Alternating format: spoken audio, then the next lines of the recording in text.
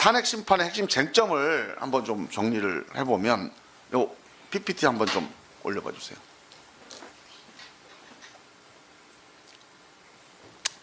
탄핵을 보면 중대한 위헌 위법, 이게 탄핵의 핵심 요건이잖아요. 네. 탄핵 결정이 되려면 위헌 위법이 있어야 되는데 그 위헌 위법 중에서도 중대성이 필요하다. 그래서 우리가 요건과 절차의 위배가 있다는 여러 가지 얘기들이 나와요. 지금 우리 확인도 돼 있고. 근데 이 점에 대해서는 피소추인 측에서 중대성에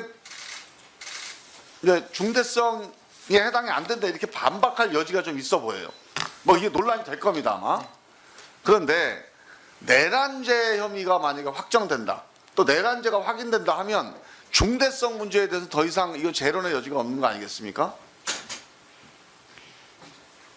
그럴 뭐 아마 내란죄가 성립이 된다는 전제라면 그렇죠. 네. 그걸 전제로 물어보는 거예요.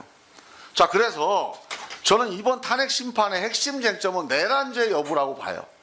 내란죄이냐 여부인데, 내란죄 구성 요건을 보면 국헌문란 목적과 폭동 이 두 가지가 주로 많이 거론이 됩니다. 맞습니까? 네, 맞습니다. 자, 이 두 가지가 이걸 가지고 논쟁을 앞으로 해나갈 거라고 보여지는데, 자, 이 논쟁을 가지고 현재 있는 사건을 논쟁하는 거는 앞으로 이제 수사 과정이나 그러니까 형사 소송이나 아니면 탄핵 심판 심리 과정에서 다툴 문제인데, 우리가 이거 관련해서 참고할 만한 사건이 97년 4월 달에 대법원 판례입니다. 대법원 판례에 내란죄가 확정된 판례가 있죠. 네. 이게 12.12.518입니다.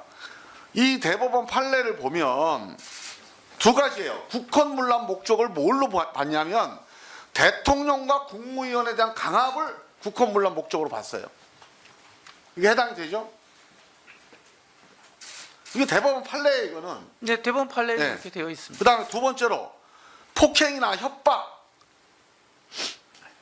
공포심 조장까지를 넓은 의미의 폭동으로 해석을 했습니다. 네, 최광의로 해석을 하고 있는 이것도 거죠. 맞죠? 네.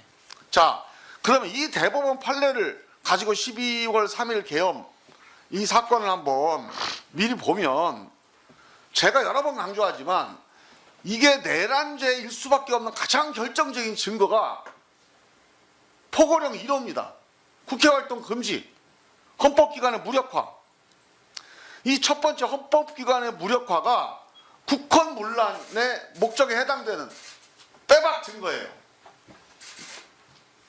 대통령과 국무위원을 헌법기관이라고 해서 이 대통령 국무위원 강압을 국헌문란으로 본 거잖아요.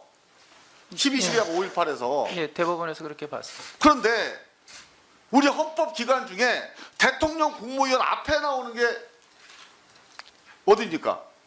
국회. 국회예요. 헌법기관 중에 기관입니다. 그런데 이 국회를 무력화시키려고 했다. 이거는 국헌문란을 피해갈 수가 없습니다.